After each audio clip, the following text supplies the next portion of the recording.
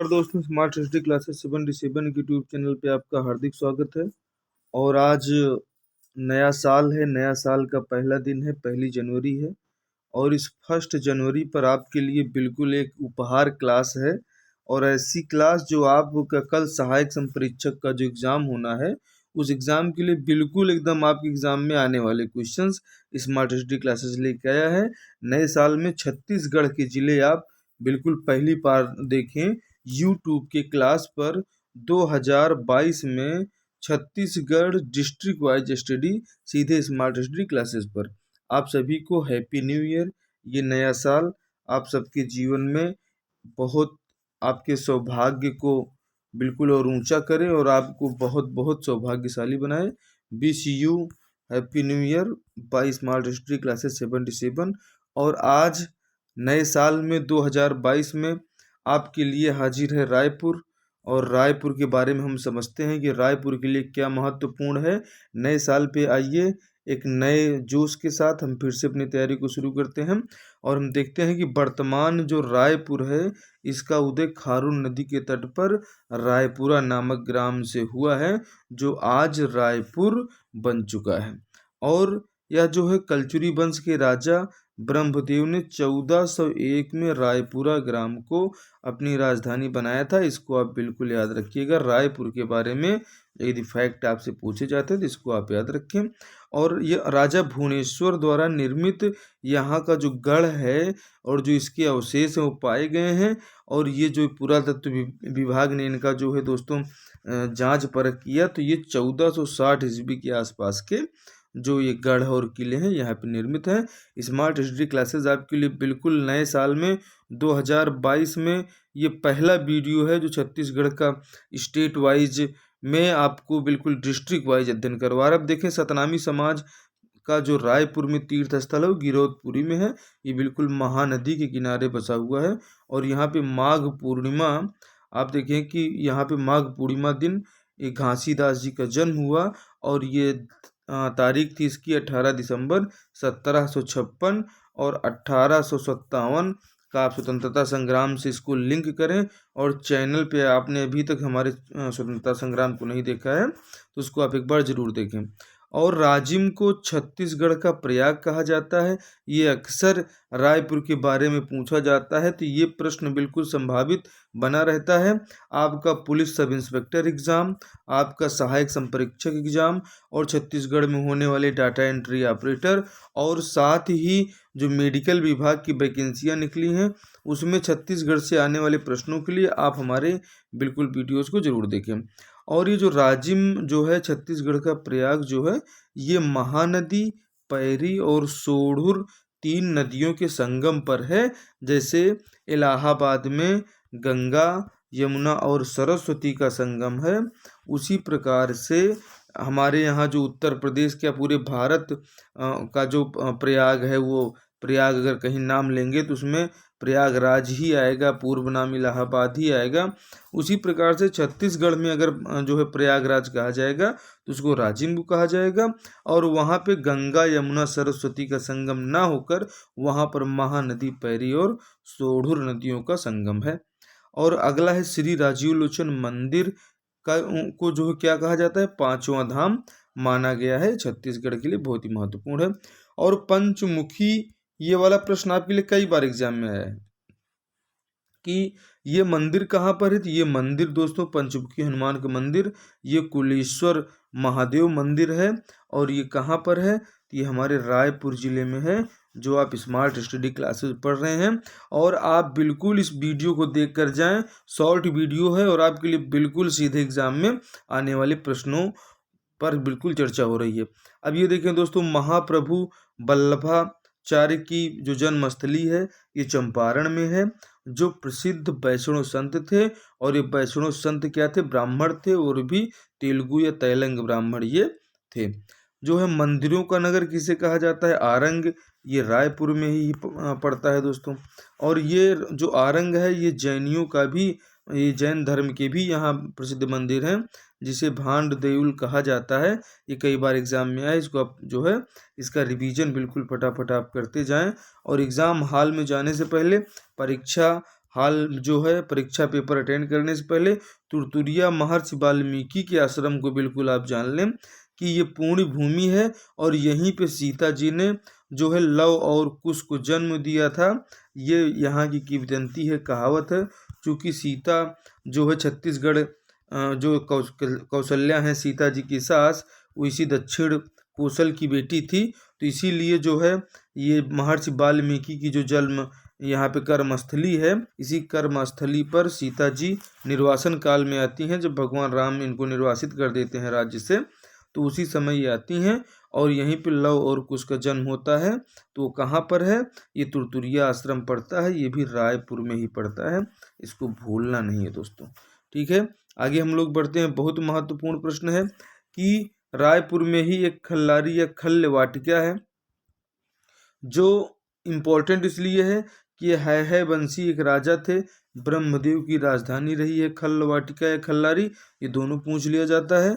ये खल्लारी आप इसको याद रखें। और यहाँ माना जाता है कि महाभारत काल में जो 5 पांडवों में भीम थे, वो भीम यहाँ पर आए हुए थे खल्लारी में। और यह एक ऐतिहासिक धार्मिक स्थल एक यहाँ पर है चंद्रपुरी, यहाँ पे प्राचीन शिव मंदिर है, इसको आपको बिल्कुल याद रखना है। और आगे देखते हैं हम लोग बहुत ही महत्वपूर्ण जिला, एक नए जिले में प्रवेश करते हैं नए साल में, महासमुंद जिला। ये बिल्कुल एग्जामेबल फैक्ट है दोस्तों कि यहाँ पे श्रीपुर या चित्रांगदपुर के नाम से प्रसिद्ध रहा सिरपुर, ये महानदी के तट पर। अक्सर एग्जाम में आता है कि महासमुंद जिले में जो चित्रांगदपुर है ये किस नदी के तट पर है, तो ये सिरपुर में है, महानदी के तट पर है दोस्तों। और सरभपुरीय वंश और पांडु वंश की राजधानी रहा है सिरपुर। और ये सिरपुर कहाँ है? तो अब आप जो है स्मार्ट हिस्ट्री क्लासेस पर पढ़ रहे हैं महासमुंद, और इसी महासमुंद जिले में जो है आपका ये सिरपुर राजधानी, सरभपुरी और पांडुवंश। जो आप हमारे साथ छत्तीसगढ़ के अगर इतिहास को आपने नहीं पढ़ा है दोस्तों, छत्तीसगढ़ का इतिहास का बिल्कुल अध्ययन हमारे चैनल पे बखूबी कराया गया है, आप इसको जरूर एक बार देखें, बहुत ही महत्वपूर्ण है आपके लिए। और ये बौद्ध ग्रंथ एक है अवदान शतक। अवदान शतक में जो है दोस्तों यहाँ पर बताया गया है कि महात्मा बुद्ध यहाँ पर आए थे, मतलब कहाँ आए थे, ये इन्होंने इस महासमुंद जिले में ये सिरपुर रीजन की यात्रा उन्होंने की है महात्मा बुद्ध जी ने, जो बौद्ध ग्रंथ अवदान शतक में वर्णित है। और ह्वेनसांग 635 से 40 ईस्वी के मध्य उन्होंने सिरपुर की यात्रा की है। आप जो देखते हैं CU की, जो इनकी किताब का नाम है ह्वेनसांग की, तो उसी CU की में इसका वर्णन है, जिसमें यहाँ के सिरपुर की यात्रा का वृत्तांत उसमें बताया गया है। और ये सिरपुर दोस्तों वही जगह है जो महाभारत काल में जो अर्जुन थे, अर्जुन के पुत्र बभ्रुवाहन की राजधानी भी सिरपुर रही है। और बौद्ध विहार का निर्माण यहाँ पे कराया गया है, जो 6वीं शताब्दी में का है। और यहाँ पे महाशिवगुप्त बालार्जुन के शासनकाल में एक बौद्ध भिक्षु आनंद थे, उन्होंने यहाँ पे बौद्ध विहारों का निर्माण कराया। और लक्ष्मण मंदिर आपसे पूछ लिया जाता है महासमुंद वाला, तो ये कौन निर्माण कराया? तो सोमवंश के, ये इन्हें पांडु वंश भी कहा जाता है। ये राजा एक हर्षगुप्त थे, जिनकी जो है विवाह मौखरी राजा सूर्य वर्मा की बेटी वाष्टा के साथ हुआ था, जिन्होंने अपने पति की मृत्यु हो जाने पर इन्होंने हरि या विष्णु मंदिर का निर्माण कराया, जो महारानी वाष्टा से रिलेटिव है। ये बार बार पूछा जाता है, तो ये जो है पांडु वंश के राजा हर्षगुप्त की पत्नी थी। ठीक है दोस्तों, इनका जो विवाह हुआ था ये वाष्टा से हुआ था, और इन्हीं वाष्टा ने अपने पति की स्मृति में ये हरि या विष्णु मंदिर का निर्माण कराया था। एग्जाम में आपसे पूछ लिया जाता है। आप देखिए महासमुंद में ही प्रतिवर्ष बौद्ध पूर्णिमा के अवसर पर एग्जाम में आता है, बिल्कुल आप इसको अपने दिमाग में बिठा लें।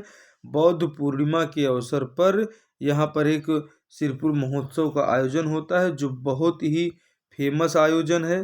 ठीक है, छत्तीसगढ़ सरकारों द्वारा बहुत ही जोश के साथ किया जाता है। और 12वां पारा वन्य जीव अभ्यारण्य ये इसी महासमुंद में है, और यहाँ पे हिरणों की संख्या सर्वाधिक है।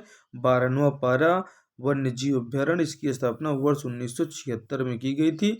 आप देखें कि ये इमरजेंसी का दौर चल रहा था, और इंदिरा जी ने इमरजेंसी पूरे देश में लगा रखी थी। ये वही दौर है, 12वां पारा वन्य जीव अभ्यारण्य इस समय स्थापित होता है। अब हम आते हैं सीधे जो है महासमुंद से निकल के धमतरी जिले में चलते हैं दोस्तों, और धमतरी जिले के कुछ महत्वपूर्ण फैक्ट्स को जानते हैं कि यहाँ पर है कर्णेश्वर का एक विशाल शिव मंदिर है। ये इसका निर्माण सोमवंश के राजा द्वारा 1114 ईस्वी में कराया गया था। ये हमारे धमतरी जिले में है, जो बिल्कुल आपको एंशिएंट और मिडिल इंडिया से जोड़ता हुआ प्रतीत होगा। और महानदी का उद्गम यहीं से हुआ है। यहाँ पे श्रृंगी ऋषि का आश्रम है, इसी के समीप में जो है ये कुंड से हुआ है। किसका? महानदी का उद्गम धमतरी जिले में। ठीक है दोस्तों, ये सिहावा पर्वत के समीप बिल्कुल है। ठीक, आगे देखते हैं कि सीता नदी अभ्यारण्य, ये एक वन्य जीव अभ्यारण्य है और ये धमतरी जिले में पड़ता है। यह 1974 में अभ्यारण्य क्षेत्र घोषित किया गया। और यहीं पे है गंगरेल जलाशय धमतरी में, 1246 मीटर लंबा, जो पूर्णतः मिट्टी का बना हुआ है, इसलिए यह महत्वपूर्ण है और बार बार एग्जाम में आता है। जो है गंगरेल जलाशय 1246 मीटर लंबा है। ठीक है दोस्तों, आगे देखते हैं दुर्ग जिला बहुत ही महत्वपूर्ण है। यह दुर्ग है, इस दुर्ग की जो नींव रखी थी 10वीं शताब्दी में एक जगपाल नामक व्यक्ति ने रखी थी, जो रतनपुर राज्य के राजा रत्नदेव प्रथम के कोषाध्यक्ष का काम किया करते थे। और इसका जो दुर्ग जिला है, इसका मूल नाम पूछ लिया जाता है, तो इसका मूल नाम था शिवदुर्ग। और यहीं पर स्थित है औद्योगिक नगर भिलाई, जो यहाँ का प्रमुख रेलवे स्टेशन है। और इससे छत्तीसगढ़ का गार्डन सिटी भी कहा जाता है भिलाई को। और ये जो भिलाई आता है कहाँ? दुर्ग जिले में आता है। और इसी दुर्ग की स्थापना जगपाल ने की थी, जो रतनपुर के राजा रत्नदेव प्रथम के कोषाध्यक्ष का कार्य किया करते थे। अब आइए गार्डन सिटी में ही हम लोग चलते हैं। दुर्ग में ही एक ऐसा ऐतिहासिक पुरातात्विक स्थल है नवागढ़, जहाँ पर पूर्व काल में गोंड राजाओं की ये राजधानी रहा है नवागढ़। और यहीं पर एक मंदिर स्थित है जिसे खेड़पति मंदिर कहा जाता है, जो 647 ईस्वी में बनवाया गया था। आप देखेंगे बिल्कुल प्रॉफेट मोहम्मद की जब मृत्यु होती है इस्लाम धर्म के प्रवर्तक, तब जो है ये जो है मंदिर, यहाँ खेड़पति मंदिर इसी शताब्दी वर्ष में बनाया जाता है। 647 ईस्वी की बात है दोस्तों। द्वितीय पंचवर्षीय योजना काल में रूस के सहयोग से इसी गार्डन सिटी भिलाई में जो है भिलाई इस्पात संयंत्र की स्थापना होती है, जिसका सहयोग जो है रसिया के द्वारा हमारे इंडिया के लिए किया जाता है। और आपको आंसर में बताना है कि और किस जो है इसका भिलाई इस्पात संयंत्र के अलावा ऐसे किस प्लांट का जो है सहयोग और किया गया है रूस के द्वारा, जो हमारे देश में प्रचलित है। अब आपको इसमें चेक करना है कि ये झारखंड वाला है या उड़ीसा वाला, ये आप कमेंट बॉक्स में बताएं दोस्तों। आगे देखते हैं दुर्ग में कि इस नए साल के अवसर पर दोस्तों ये आपके लिए बहुत ही महत्वपूर्ण क्लास रही है। और इस दुर्ग जिले पर हम बिल्कुल बने हुए हैं। और ये दुर्ग जिला आपके एग्जाम में जो भी प्रश्न आने हैं वो बिल्कुल आप एक बार देख के जाएं। और हमारे चैनल पे नए साल के अवसर पर ये स्मार्ट स्टडी क्लासेस 77 आपके लिए लाया है निःशुल्क नेट जीआरएफ हिंदी द्वितीय प्रश्न पत्र टारगेट 2022। इसका संपूर्ण पाठ्यक्रम आप हमारे चैनल पे जरूर देखें। और चैनल पे जैसे ही आप जाएं तो NTA target 2022 Hindi second paper आप डालें। नया साल होगा आपका बेमिसाल। नए वर्ष की हार्दिक शुभकामनाओं के साथ जय हिंद, जय भारत।